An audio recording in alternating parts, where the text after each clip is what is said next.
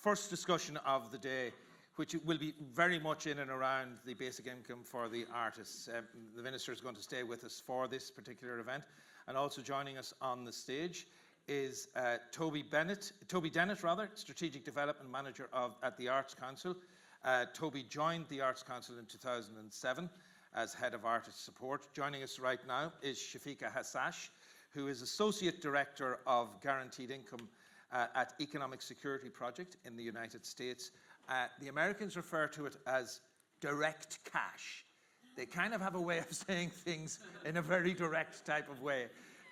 We might look at some of the comparisons in that respect as well. But also with us is artist Tom Meskill, who has been in practice for 3 decades now and has given up his anonymity, because those who receive the basic income for the arts payment do not have to declare that to anybody other than, well, to the taxman, I guess, and to whoever they so wish. But Tom has very kindly decided to join us in the panel discussion today, so we can get that first-hand experience of what exactly it means. So welcome to my 3 new members on the stage.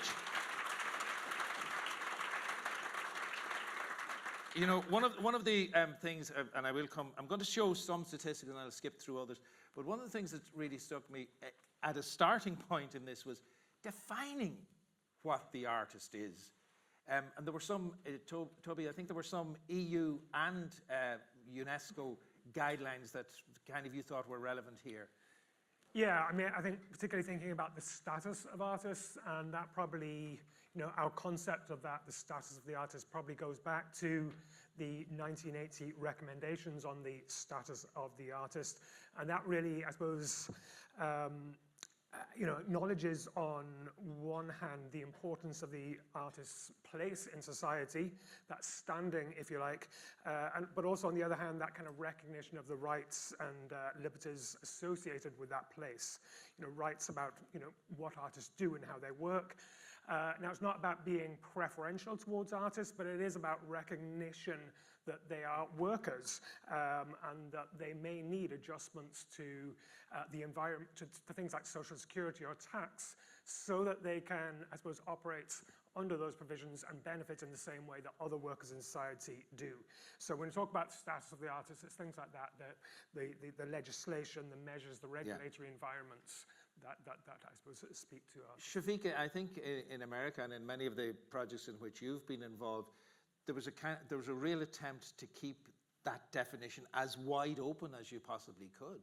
Yeah, there really was. I mean, a big part of it was to make sure that in defining the artist, we didn't implement the same kind of restrictive criteria that a lot of other government programs implement. Oh, you only fit it if you fit targets A, B, C, and D. And we really wanted to make sure that culture workers were truly included. You know, a lot of times in arts, there was high priority given to what would be considered, you know, sort of more fancy art. You know, if it's on canvas, if it's music that's done super well. And so someone who was maybe a street performer or a rap artist or an indigenous culture maker, an embroiderer, you know, these things weren't often funded by arts funding because they didn't fit into perfect arts institutions. And so it was a big part of, in prioritizing art, it was prioritizing artists that were also often neglected. I guess, Minister, that must have been one of the challenges initially, because you want to be as inclusive as you possibly can, but if it's too fuzzy a definition, then it has no standing. Maybe that's a general thing in politics, is it, to kind of strike that balance?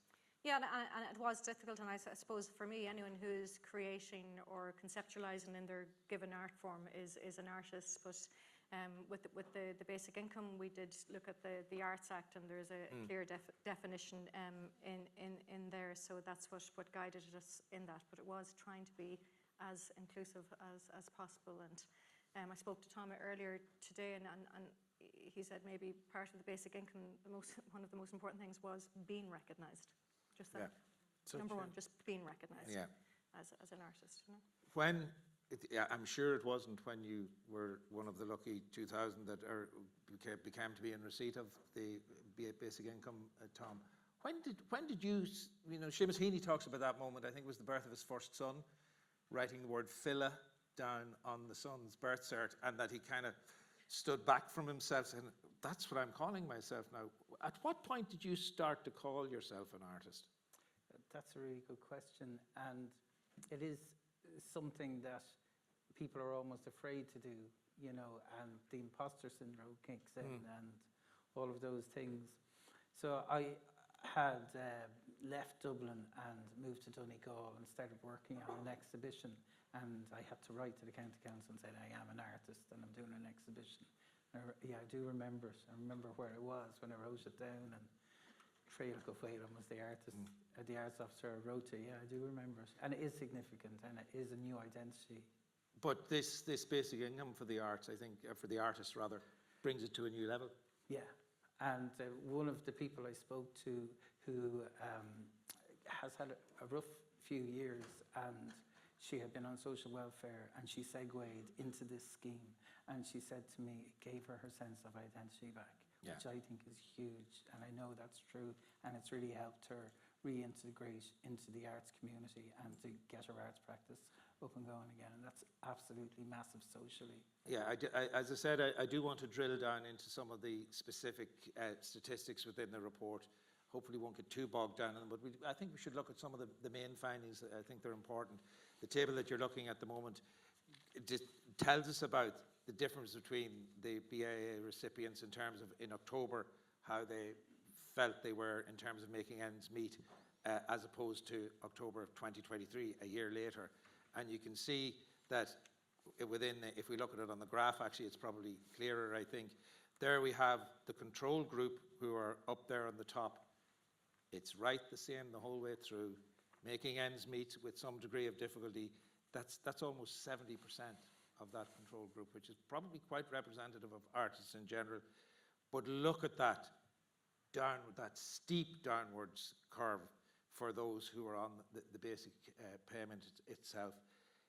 But it isn't just about monetary things, I think, Toby, it's probably important to say, isn't it? In terms of you know, like this is great, but the type of supports that we need it's not just about monetary support.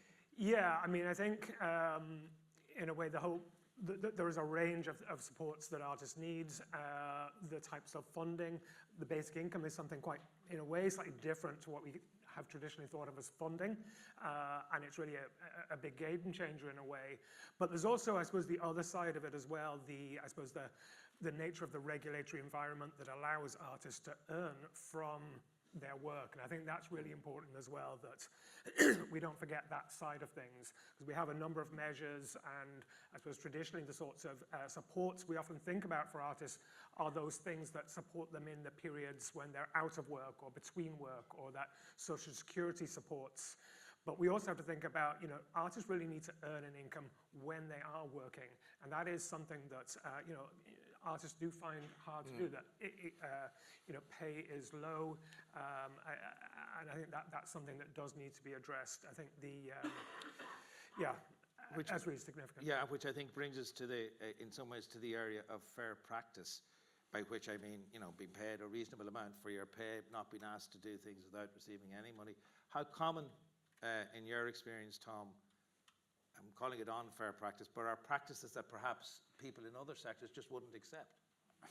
Well, there's such a broad range of what artists have to engage with, but I think one of the huge things that the basic income for the arts gives us is the ability to say no to some of those things.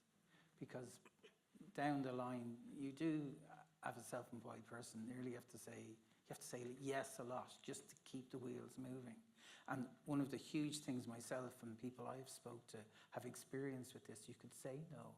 And the wonderful thing that has happened to most of us is that something else intervenes that is what you want to do, but you had that shield of that 350 euros a week to say, I'll just say no to that and something else will come up.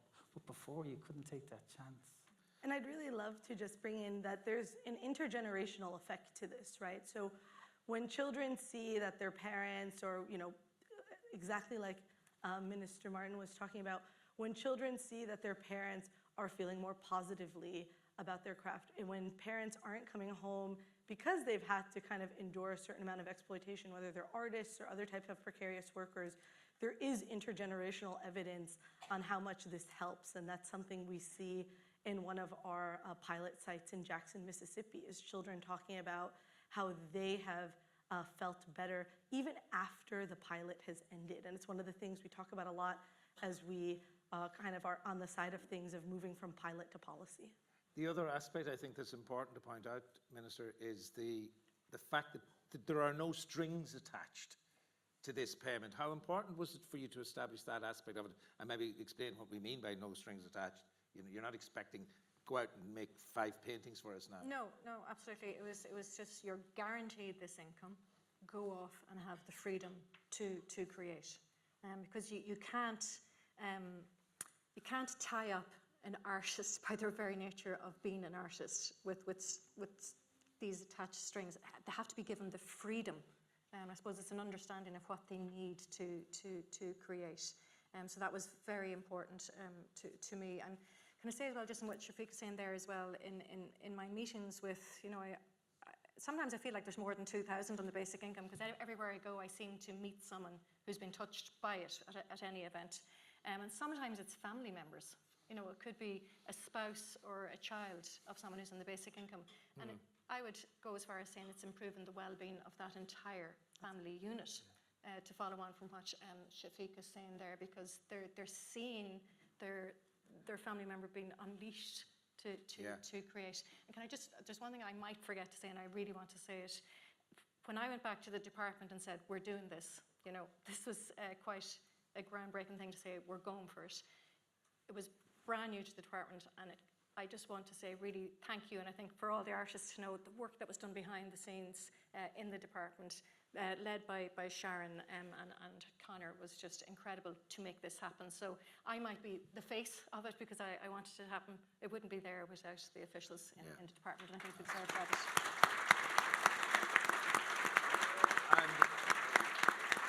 Tom, I know, Tom, when we were speaking, we had a short email exchange. One of the things that you pointed out was, in fact, it's your family that have benefited and your family life that has benefited most from this. Absolutely. We're getting just more time together. It's a better quality of life. And then my wife, who's also an artist but isn't on the scheme, has, also felt that kind of protection that comes with it. Particularly, I think all artists can hear me when I say this cash flow can be really scary. And there's times when we've been okay, but it's not in the bank. And since we've been on this scheme, you can create a buffer, and that just releases so much tension within the family, and the kids say, yeah, we can do that, and they are in a habit. They're great kids, but they will say, we can't afford that. And when you hear your kids saying that, because we're saying it, because it's like we're managing those budgets, and it's great to say, no, that's fine, we can do that. And as a parent, that's just a huge thing. I'm going to skip through to what for me is one of the most disturbing findings in this area in terms of money and in terms of making ends meet. This is the whole idea of enforced deprivation. Now, the panel that I've put up in front of, I suppose what we mean by enforced deprivation, maybe Toby, I'm sure you could give us a sense of the sort of questions that were asked here. What did you have to do without? Yeah, I think that's, for me as well, that was one of the big, the really strong findings coming through on this, that enforced deprivation. And there is a set of measures that are, consistently asked in other forums as well. It's not specific to the basic income, so there's that ability to compare with the population. But the sorts of questions about,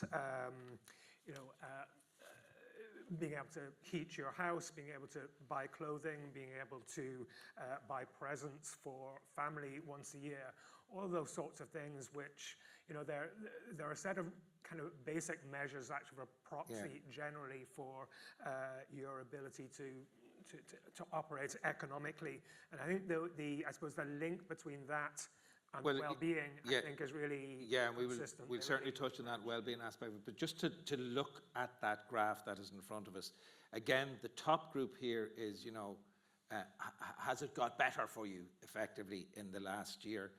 And you can see in the control group, the change has been nothing. In those receiving, the blue line that you're looking at there, big drop in that. But that broken line underneath is society in general, the level at which they're expressing enforced deprivation. So the 33.35%, which is a wonderful reduction from the 66 that we have at the beginning of the year, that's still so far above the 19% of society in general. That is a frightening statistic, Minister, I think, isn't it? It is, and what we're seeing in the research, that everything that hits society hits the artist much harder. And I think that's why I said at the beginning the research element was really important, because we've never had a proper, thorough data gathering of the life of an artist. And to see that really points to, and as you said, that those in the treatment group are still way behind where society is, and that's something we really need to question, Yeah, and I guess, Tom, you would say, but so much better than it was last year. Yeah. Were you aware that your situation was that different from general society? No. And No, what do you feel as you look at that statistic? Well, I just think everybody should be reading this, and all the politicians in Ireland should be reading this, and just to and there's huge expectation put on us as artists, and we do internalise it. And what I'm getting out of the report and those kinds of statistics, that we do so much with so little. And when we get that support, though it's not gigantic, but we have really risen to that with that support. Shafika, you have a great term that you use, the lost Einsteins, and this graph in particular speaks to me about who the potential lost Einsteins are. Why would you stay in a situation where you're that far behind the rest of society? Maybe explain the term first of all. Sure. So just, I would love to pretend that I philosophized and came up with the term myself. I did not, but the academic who did's name eludes me. But so the lost Einsteins, was initially referencing folks in the US, in poverty typically. That's affecting Black and brown populations, the most, and immigrant populations, but saying that because they're in poverty, kind of this potential to have advancement opportunities, to be inventors, to go to specialized camps or have training even as youth, that then trickle up as you grow up, aren't there when you're in poverty, because your whole family, everyone's just focusing on making ends meet. And, we've really taken that concept and stretched it to other sectors, right? So if you're young and you're seeing, your family really struggling either as artists or never have been able to become artists, and you're dissuaded from it because of the economic precarity, then just all of that talent and brilliance that never gets to come into society and is strictly left into folks who had that economic ability and who had that ability for their children and nobody else. And so I think it's extremely important. And I think why do people do this? Because one, there is immense resilience, and I think there's belief in investing in oneself. I mean, that statistic about €550 going back into your own investment in your practice. Even in the United States, we had small business decline until the pandemic, which is wild to think about. But when the government did guaranteed income is what we would call it, but at the moment it was, just direct cash infusions into hundreds of millions of families. And for the first time in, decades, small business was on the rise because people believe in themselves and think that they have great ideas. And then it turns out they do, for every dollar that was given in that income, it was something like a 10 times multiplier effect into the economy. Yeah, so for the 1,400 or thereabouts that goes to the recipients, 550 of it goes right back in. That's right. But we'd need an economist to tell us what does that 550 multiply up into. I mean, That's obviously the important thing there. I think if the numbers are quite hard to grapple with when you see them on the screen, but I think that the graphs kind of tell the story very, very well pictorially. This is around the idea of trying to sustain your life through arts work alone. Again, absolutely no change across the year from the control group. It's a difficulty for them to do that, but look at the increase in terms of those who are recipients. Do we need to do something around, it's acceptable to choose the arts as a career and to stick with it. How do we get that message out to society in general? That is a big message that we need to get out there, is it? Well, that's what the basic income is about, and that's what today's conference is. It's constantly, I think we need to keep a focus on the artist and the status of the artist and get this information out there that we are now gathering. We have such incredible talent in this country. We want to make it an option that people will say, yeah, it's safe for me to pursue that. I have a talent, and it's going to be okay to pursue that. We don't want to see those rates of deprivation. We don't want a composer to have to think about, I'm going to have to work as well as trying to write, a film score or whatever it needs be. We need them to be able to focus. And there's such incredible talent. I worked in a DESH school as well for 15 years with students, and it's when I fell in love with music was when I was working with students from a DESH background, which has informed a lot of what I've done with Tanya Bonotti and Creative Ireland and reaching out to that. But the talent that was there, once they were given the opportunities, these students would then go on to do Leaving Cert music. They had the raw talent, and they could compete on a level playing field with the child who was getting the paid, getting all, say, up to grade 8, was able to afford the lessons on piano. Talent is there, and we have to make it viable, that there's a level playing field. You can make it. And the younger you can get that to happen, the better. It is so important. Have you come across this, Toby, and I'm sure maybe Tom I'll go to as well, this idea of, well, sure, you're doing what you love. That's not work. You need to be paid for that. Yeah. I'm sure the doctor loves curing people. I'm sure the plumber loves getting rid of the leak. Yeah. Do you ever try that with them?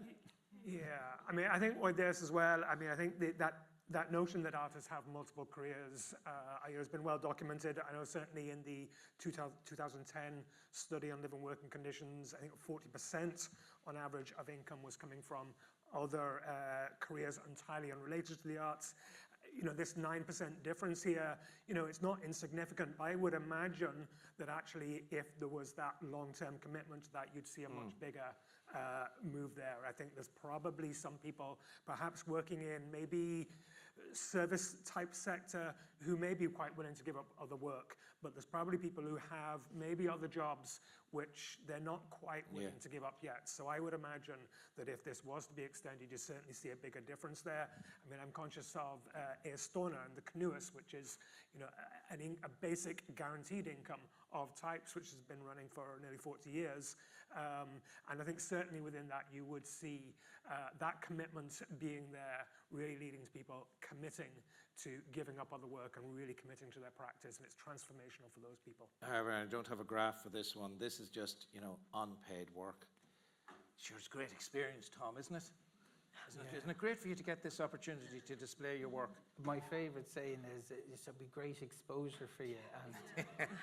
And people die of exposure all the time. So that's my... And I hope people have stopped saying that, because it's a trope and it drives us mad. Like, it's very hard. And you spend so many years in your training and perfecting your skill. And, if we could get rid of that, that would be great. And I think the Arts Council has been really helpful in this, and their campaign, #PayTheArtist, has been really, really helpful, and we all felt that on the ground. One big takeaway from each of you, from you first of all, Shafifa, what was the big takeaway from the report? We've had data coming out since October, November. The majority won't be coming out for another year or so, but there's about 160, pilot sites in the U.S. And every time I read them, I feel like the shoe's going to drop and the report's going to say something terrible and it didn't work. And then I see them, of course it worked. Of course it did all these great things. And just seeing those statistics so clearly, specifically for artists' work, the dollar amounts going in, the numbers just dropping in being able to afford these different types of, items for life. It's so cliche, but it still astounds me. And then I go, I don't understand why this isn't just policy right now. Toby? I guess in some ways I'd say, what is really amazing is the quality of the research, because if we didn't have that, we wouldn't be able to have this conversation. Yeah. So, I think, as Minister said, this is really excellent research, and there is so much to its potential to explore further in that as well. I just hope we can keep this going and roll it out to everyone else that qualified. And Minister Fanny? Well, it is working, so let's roll it out tomorrow. Yes. Okay.